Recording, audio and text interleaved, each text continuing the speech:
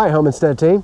I'm Chaplain Robert Terrell, and this is your June 20th, 2022 Monday Motivator. Yesterday was Father's Day.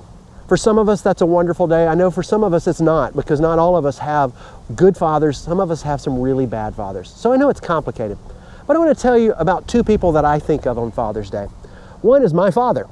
And what I specifically think of is all the good advice he gave me. My dad gave me a lot of good advice. And the second person I think of is a person who didn't give me good advice. See, I have this friend, and he's a friend of me and my friend group, but he's also kind of a jerk. And don't get me wrong, he's my friend, I love him.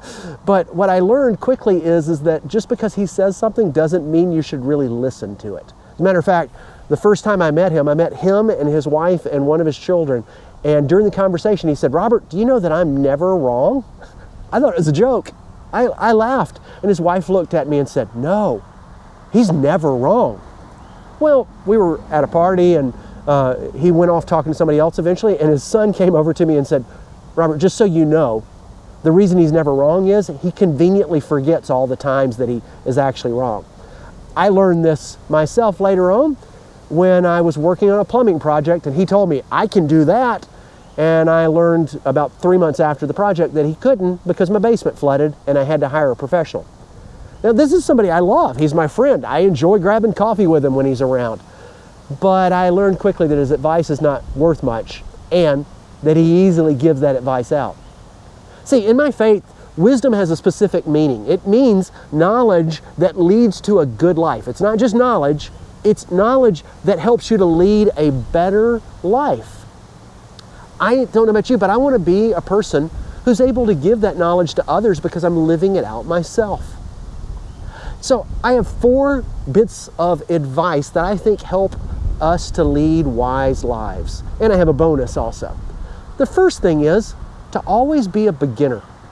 The wise people in my life are always approaching subjects as though they are beginners. They're learning and constantly learning as though they don't know everything, and they approach everything with humility, like a beginner.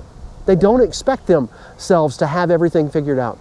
The second thing the wise people in my life are doing is they have mentors, people who've gone before them and approached some of the same subjects, maybe failed at those subjects, but my mentors can learn from their mentors on how to improve. And so they have these mentors to speak into their lives rather than thinking that they have to know it all on their own. The third thing my mentors do that I appreciate is they slow down. So often we expect ourselves to have the answer quick, when the reality is if we would just slow down, we might find the right answer. So I would encourage you to slow down. That's the third thing. The fourth thing, well, it actually has 3 parts. I would say whenever you approach something, I would encourage you to do these 3 things. First, listen. So often we speak into something rather than listening to the people that are around us, to the actual action that's happening in front of us. We don't look around to see what's going on. My first recommendation is to listen. Second thing is to question. Ask those who are your mentors what they would do in this circumstance. Ask those that are involved in the circumstance what's going on. Go out and ask questions to find out if somebody else has the answer already. And then the final thing is to speak, to share your knowledge with someone else afterwards. See, so often we want to speak instead. We feel like our importance comes from what we're saying rather than our importance coming from living the wise life.